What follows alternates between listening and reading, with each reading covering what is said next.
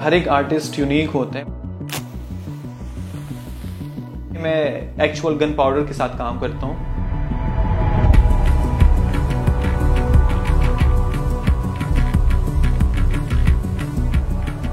My work is all about the texture of war, texture of bullet.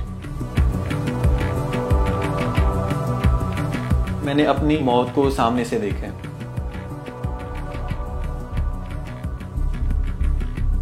मैं एक visual artist हूँ और art educator हूँ और I am visiting faculty of national college of arts Lahore. मेरा नाम मैसम हुसैन है और मेरा ताल्लुक पारचनार के एक छोटे से गांव, एक खूबसूरत गांव से है।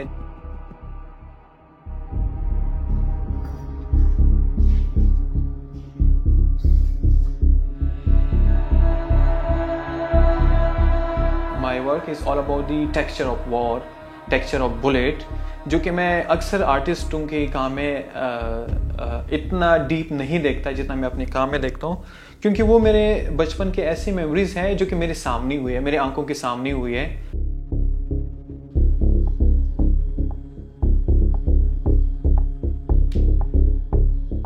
कौन सी बुलेट आएगी और मुझे हिट करेगी। एक फायरिंग हो रही थी रोड पे ना, तो वहाँ पे मेरे दोस्त भी थे और उसमें मेरे काफ़ी दोस्त पारचनार के लोग, वो मतलब उनमें वो शहीद भी हो गए थे। इधर भी बंदा गिर रहा है, इधर भी गिर रहा है। बस मेरे दिल में ये आ गया कि अब कौन सी बुलेट आ गई, और उसकी जो आवाज़ होते हैं ना, ये सुंग सुंग वाला जो आवाज़ होता है ना, वो एक ऐसा वक्त था कि वो मैं कभी भी भूल नहीं सकता। और मैं अक्सर दोस्तों को कहता हूँ कि मतलब मैं बुलेट से नहीं मरूंगा।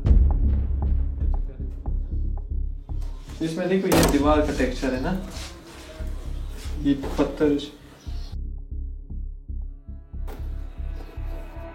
यही गन पाउडर जब एक वॉर में या जब एक क्लैशेस में यूज होते हैं तो वहाँ पे उसकी एम होता है किसी को डिस्ट्रॉय करना, किसी को ख़त्म करना या ख़ुद को बचाना।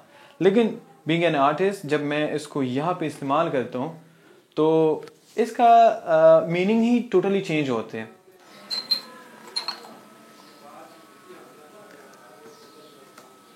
इवन दो इसको अगर हम करीब से देखें ना, तो इसमें वो अभी भी वो गन पाउडर वाला स्मेल भी आता है, क्योंकि जो मटेरियल है इट्स पेपर और इसके ऊपर जो हम गन पाउडर यूज़ करते हैं। तो और दूसरी यानी कि इसको हम जितना करीब से देखते हैं तो हमें ब्लड क्लॉट वाला वो फील आता है, इफेक्ट आता है। लेकिन अगर हम इसको थोड़ा दूर से देखें तो वो बड़े खूबसूरत कलर्स नज़र आते हैं। एक पोइट होता है, एक शायर होते हैं, तो वो दरिया को कोजे में बंद करते हैं, अपने अल्फाजों के थ्रू वो अपनी स्टोरी बताते हैं।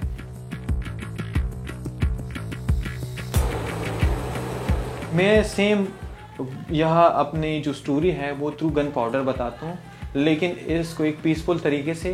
लेकिन still I celebrate this burning.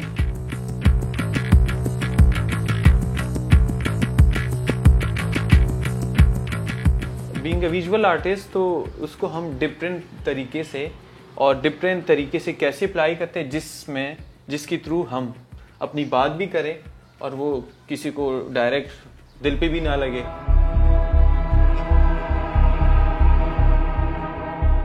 गांव में थे या अपनी शहर में जब वायलेंस होती थी दो सेक्टर के बीच में या तालिबान के बीच में, तो जब हम एक दूसरे को मारते थे, जब वो हमें मारते थे, जब हम उनको मारते थे, तो हमें बड़ी खुशी मिलती थी। और ना सिर्फ हमें, जो दूसरा सेक्टर, दो लोग जब लड़ते हैं, जब एक दूसरे को मारते हैं तो एक खुश होता है कि हाँ ये डोमिनेंट है, ये रिसेसिव है। वहाँ पे हम वायलेंस को सेलिब्रेट करते हैं। हम किसी का घर जब जलाते हैं, किसी का घर गिराते हैं, तो जो गिराने वाला है उसको कहते हैं हाँ इसकी तो मैंने ये कर दी है।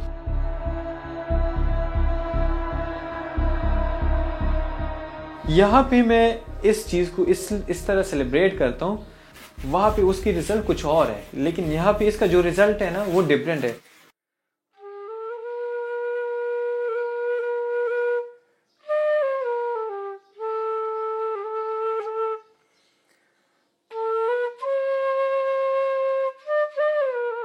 बचपन से मैं अबू के साथ मेटल वर्कशॉप में मैंने काम किया है और उनसे बहुत सारी चीज़ें सीखी हैं। तो मेरी जो बचपन का उस्ताद है वो मेरे वालिद साहब है। और उन्होंने जो कुछ भी सिखाया, तो मेरा जो फ्लूट का शौक भी था तो वो शॉप में बजाते, वेल्डिंग की शॉप में।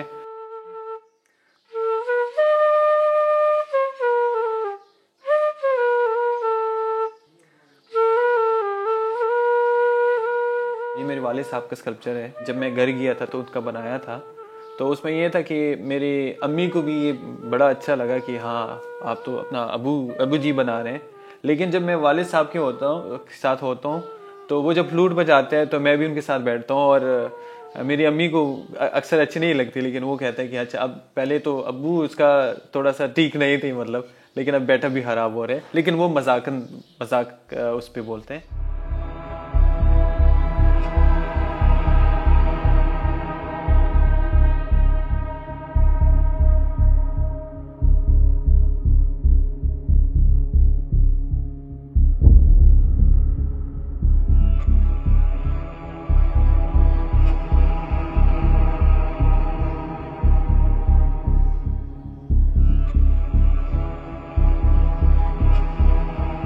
ये पूरा एक रॉकेट लॉन्चर की एक्चुअल टेक्सचर है।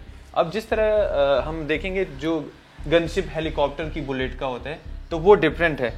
अब इसको अगर हम देखें तो ये मिट्टी वाले दीवारों का हम कह सकते हैं कि वो टेक्सचर है।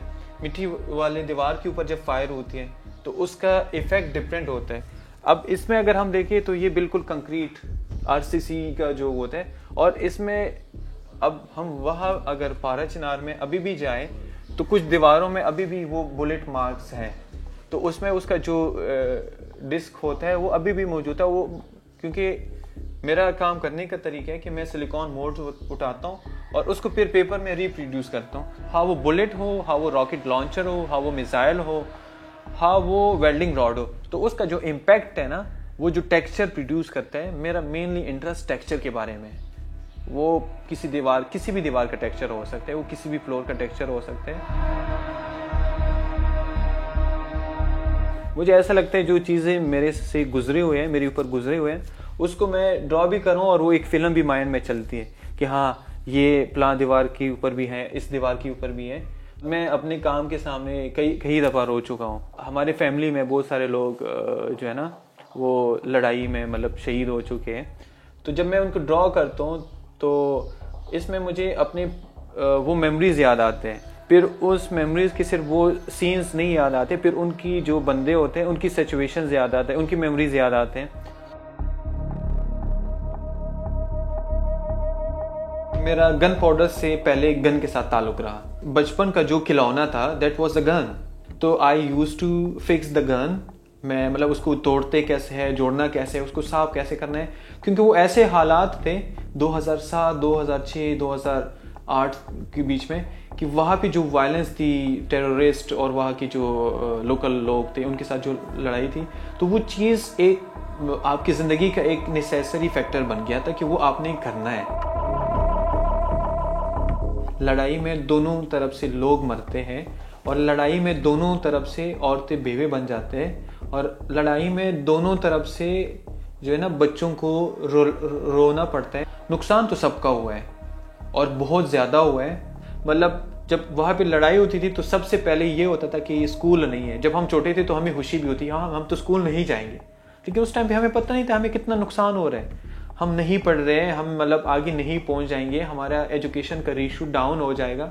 जो लॉसेज हुई है, हाँ वो इंसान का हो, हाँ वो जगह का हो, हाँ वो किसी भी चीज़ का हो, उसका दर्द दिल और दिमाग में हमेशा रह जाता है। वो आप चाहे भी ना कि मैं उस चीज़ों को दिमाग से निकालूं, वो नहीं निकल सकते। किसी का अगर भाई मर गया है, किसी का अगर बाप मर गया है, किसी का अगर बेटा मर गया, किसी का अगर माँ मरी है, तो वो चाहे भी जब तक वो जिंदा है तो वो उसकी मेमोरी का हिस्सा है।